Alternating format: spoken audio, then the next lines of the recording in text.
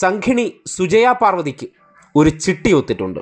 കോർട്ടിട്ട് കഴിഞ്ഞാൽ ആരെയും ഏതു വിഷയത്തിലും വസ്തുത അറിയാതെ അങ്ങ് വിചാരണ നടത്തി ശിക്ഷ വിധിക്കാമെന്നുള്ള മനോഭാവത്തിനാണ് പി ദിവ്യ എന്ന കണ്ണൂർ ജില്ലാ പഞ്ചായത്ത് അംഗം ഒരു നിയമ പോരാട്ടവുമായിട്ട് ആ നാക്കിന് ലോക്കിടാൻ ഇറങ്ങിയിരിക്കുന്നത്.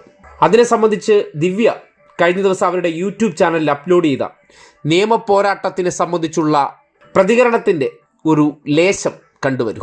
ഞാനിപ്പോൾ ഒരു നിയമ നടപടി സ്വീകരിക്കുന്നത് റിപ്പോർട്ടർ ടിവിയിലെ സുജയ പാർവതിക്കെതിരായിട്ടുള്ള ഒരു നിയമ നടപടിയാണ്.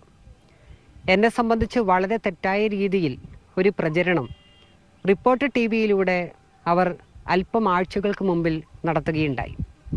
അത് സംബന്ധിച്ചൊരു വക്കീൽ നോട്ടീസ് സുജയ്ക്ക് അയച്ചു.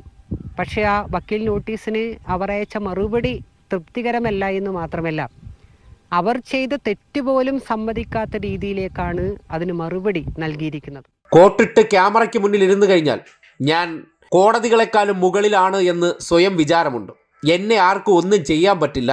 കാരണം ഞാൻ എന്തോ പ്രത്യേക അധികാര പരിധിയുള്ള മാധ്യമ ജഡ്ജിയാണെന്ന് സ്വയം ധരിച്ചിരിക്കുകയാണ്.